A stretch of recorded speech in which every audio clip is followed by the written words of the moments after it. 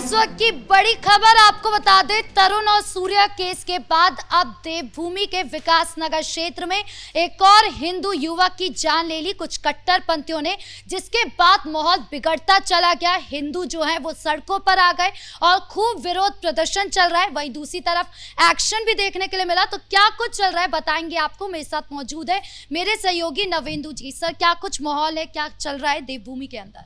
देखिए, इस वक्त पूरे देश की नजर गाजियाबाद के खोड़ा पर रही, क्योंकि सूर्या हत्याकांड ने पूरे देश को झकझोर कर रख दिया। उससे पहले आपने जिक्र किया तरुण हत्याकांड का, लेकिन अब एक और ऐसा मामला सामने आया है जिसने पूरे देश के लोगों के होश उड़ा दिए हैं। मामला उत्तराखंड के देहरादून के विकास नगर का है, जहां 40 कट्टरपंथियों की भीड़ ने एक हिंदू युवक विनोद कश्यप की जान ले ली।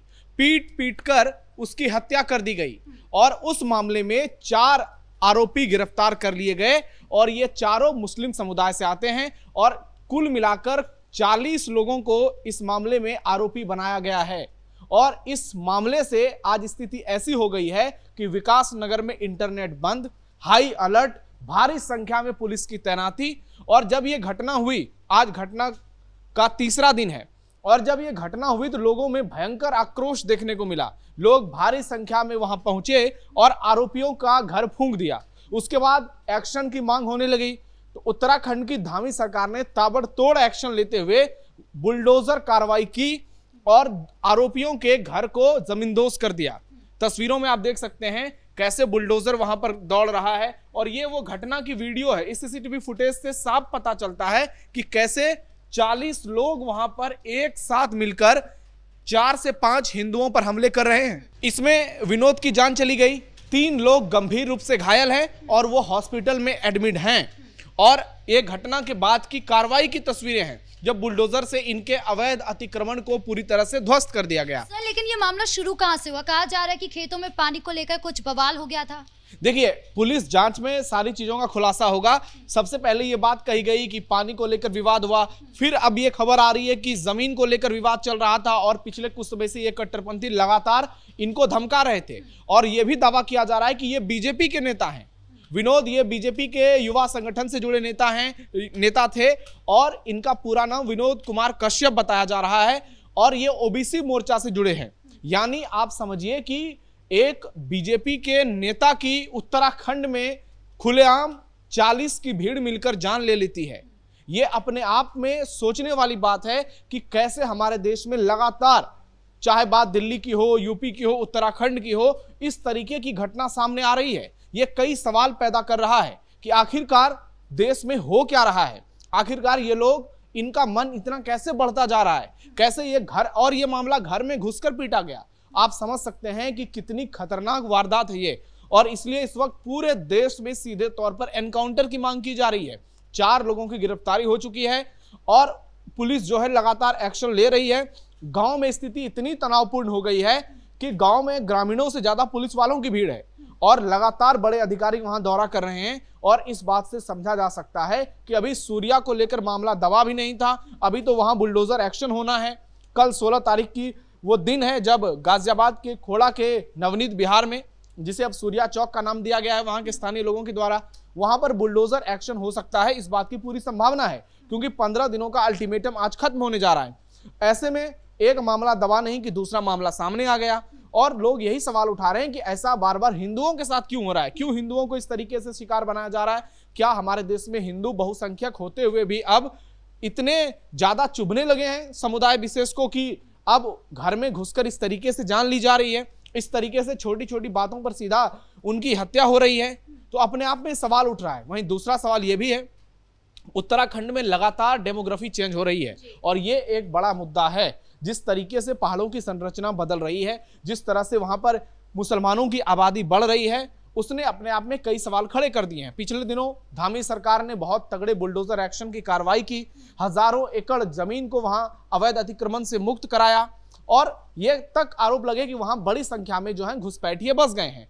तो आप ये देखिए कि जो इलाका कभी वहां पर 100% हिंदू आबादी हुआ करती थी, आज हिंदुओं की आबादी लगातार वहां पर घटती जा रही है और वहां पर मुसलमानों की आबादी बढ़ती जा रही है। लेकिन मुसलमानों में भी कुछ कट्टरपंथी इस कदर अब हिंदुओं से नफरत करने लगे हैं कि उनके घर में घुसकर उनकी जान ली जा रही है। सर, चाहे बात तरुण का हो, चाहे सूर्या की बात हो, या फिर अब ये मामला हो, तीनों में पैटर्न सेम ही नजर आ रहा है कि छोटा सा विवाद था, उसके बाद सीधा जान ही ले ली जा रही है। निश्चित तौर पर सवाल तो बहुत सारे उठ रहे हैं। उत्तराखंड में भी बहुत सारे मदरसों पर एक्शन हुआ है और कहा जा रहा है कि ये जितने भी आरोपी थे इनकी ट्रेनिंग मदरसे से हुई है और बहुत छोटा सा मामला था। अगर पानी विवाद भी होगा, जमीन विवाद भी होगा, इसको आपस में बैठकर बातचीत से सुलझाया जा सकता था, कोर्ट कचहरी का दरवाजा खटखटाया जा सकता था, लेकिन ऐसा कुछ भी नहीं हुआ। अचानक से भीड़ आती है, हिंदू युवक के घर में घुसकर उस पर हमला करती है और पूरे परिवार को लहूलुहान कर दिया जाता है। मारपीट करके उनकी स्थिति इतनी खराब कर दी जाती है कि एक की मौत हो जाती है और बाकी सभी लोग गंभीर रूप से घायल होते हैं। अब ये सवाल जो है पूरे देश में सोशल मीडिया पर घूम रहा है कि इस मामले में क्या एनकाउंटर ही अब एकमात्र विकल्प है, क्योंकि अभी भी 36 लोग कम से कम आरोपी जो बनाए गए हैं वो अब तक गिरफ्तार नहीं हुए हैं और लगातार पुलिस एक्शन लेती हुई नजर आ रही है।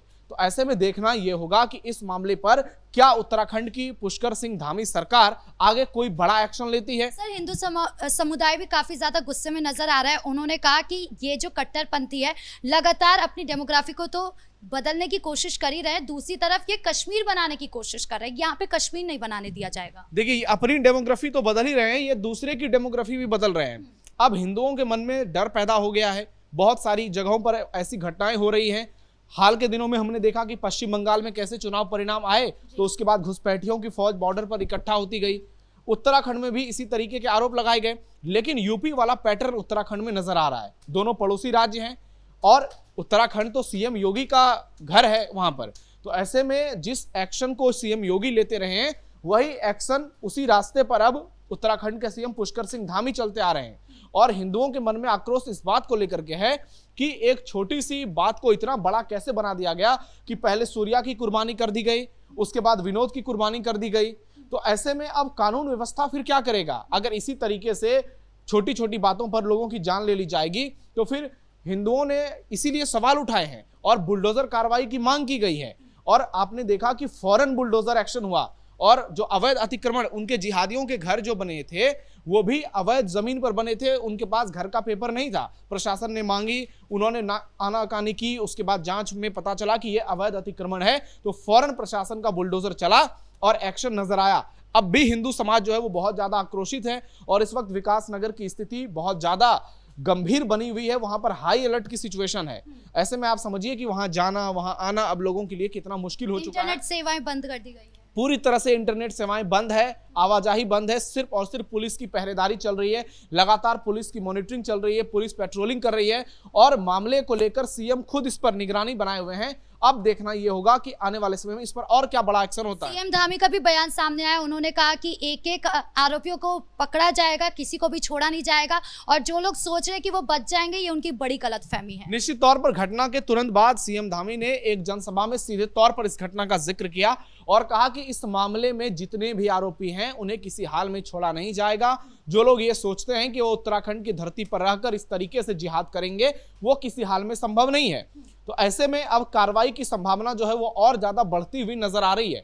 विकास नगर में अब हो सकता है बड़े पैमाने पर अवैध अतिक्रमण को हटाने का अभियान चलाया जाए, बड़े पैमाने पर माफियाओं की लिस्ट तैयार की जाए और जिस तरीके से खोड़ा गाजियाबाद में एक्शन हुआ उसी तरीके से आपको विकास नगर में भी बड़े पैमाने पर एक्शन नजर आएगा। सर, ऐसे मामले लेकिन लगातार सामने क्यों आ रहे हैं? क्योंकि पिछले कुछ दिनों से हम देख रहे हैं कि ऐसे मामले लगातार आ रहे हैं। देखिए, जिस तरह से नफरत साफ साफ नजर आ रही है वो अब एक्शन में बदलता हुआ नजर आ रहा है और एक्शन ऐसा जिसमें ना कोई कानून, ना कोई पुलिस, ना कोई प्रशासन, ना कोर्ट कचहरी, सीधे तौर पर on the spot mob lynching. और आप देखिए कि इस मामले को लेकर विपक्ष जो है किस तरीके से खामोश हो गया है। कहीं से किसी विपक्षी नेताओं के बयान सामने नहीं आए हैं। अभी हिंदू युवक सूर्या की मौत हुई, उसको मौत के घाट उतारा गया, उसमें भी हमने देखा कि कोई विपक्षी पार्टी का नेता उसके घर पर नहीं गया और इस बात को लेकर उनकी मां भी लगातार कह रही हैं कि अगर योगी आदित्यनाथ नहीं होते तो न्याय उनके साथ नहीं हो पाता। इसी तरीके से उत्तराखंड में पुष्कर सिंह धामी को लेकर बातें हो रही है कि धामी सरकार ने जिस तरीके से उत्तराखंड में कानून व्यवस्था कायम किया है वो ग्राउंड पर नजर आता है, लेकिन ऐसी घटनाएं कई बार सवाल खड़े कर देती है। लेकिन इतना तो जरूर है कि अब इस घटना के बाद एक्शन जो है वो और तगड़ा नजर आएगा, वो और मजबूत नजर आएगा और कोशिश होगी कि जितने भी आरोपी इसमें हैं बहुत जल्द उनकी गिरफ्तारी हो, उन पर बुलडोजर एक्शन हो। और लोग तो सोशल मीडिया पर एनकाउंटर की मांग कर रहे हैं, तो देखना दिलचस्प होगा कि कितने लोगों का इसमें एनकाउंटर होता है, कितने लोगों को जेल में डाला जाता है और हिंदू परिवार के साथ न्याय के लिए क्या कुछ किया जाता है। जी, इस मुद्दे पर जानकारी देने के लिए आपका बहुत बहुत धन्यवाद। तो कुल मिलाकर एक और हिंदू की जान लेने के बाद कट्टरपंथियों पर एक्शन लिया जा रहा है और वहीं दूसरी तरफ पूरे देवभूमि समेत पूरे देश में ही अभी इस पूरे मामले को लेकर काफी ज्यादा बवाल देखने के लिए मिल रहा है, चाहे वो सोशल मीडिया हो या फिर सड़क हो, दोनों ही जगह पर काफी ज्यादा आक्रोश देखने के लिए मिल रहा है। साथ ही अब मांग की जा रही है कि इन एक एक आरोपियों को पकड़ा जाए और उन पर एक्शन लिया जाए। और इन सबके बीच में जो फंस गया है वो है विपक्ष अपनी खामोशी के कारण। अब आगे क्या कुछ होता है यह भी देखना बाकी है। ब्रेकिंग न्यूज में इतना ही। कैमरा पर्सन राजकुमार के साथ मैं राधिका राज।